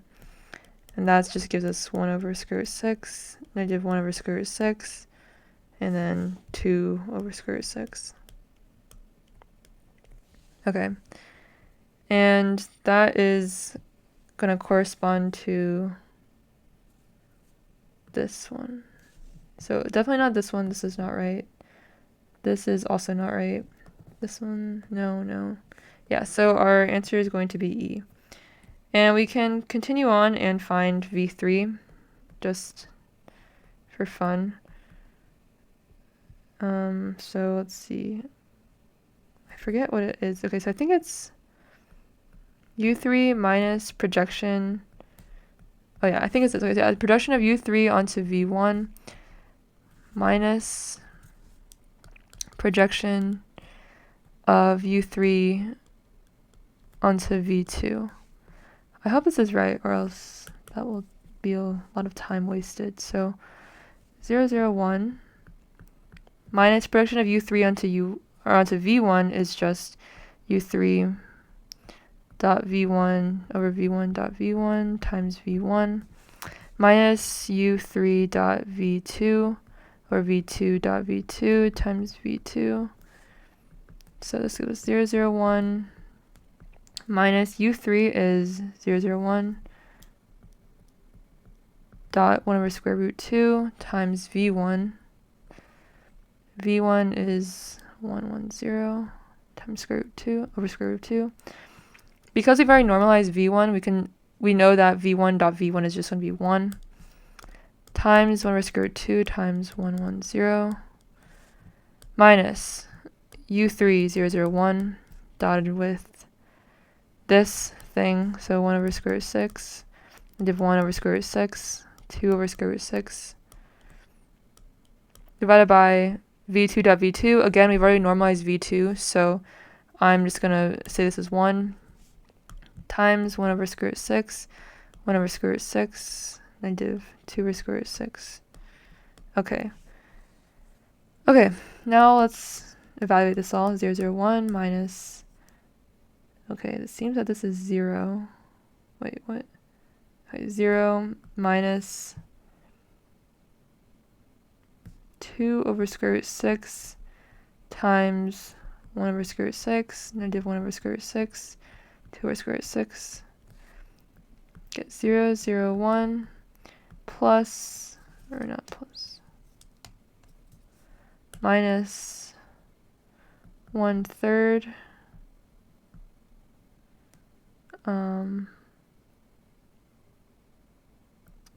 third. Interesting. Oh, okay, actually, never mind. I thought I did something wrong. Negative 1/3, negative 1/3. Okay, never mind. I did do something wrong. Oh, I forgot negative sign. Okay. Here, plus 1/3, and then 1/3. So, okay, nice. So that does correspond to the...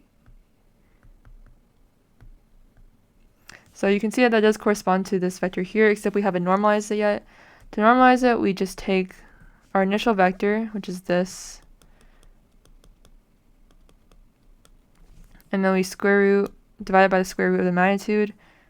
Or no, so we divide it by the magnitude, and the magnitude is the square root of 1/3 squared plus 1/3 squared plus 1/3 squared, which is just 3 times 1/3 squared.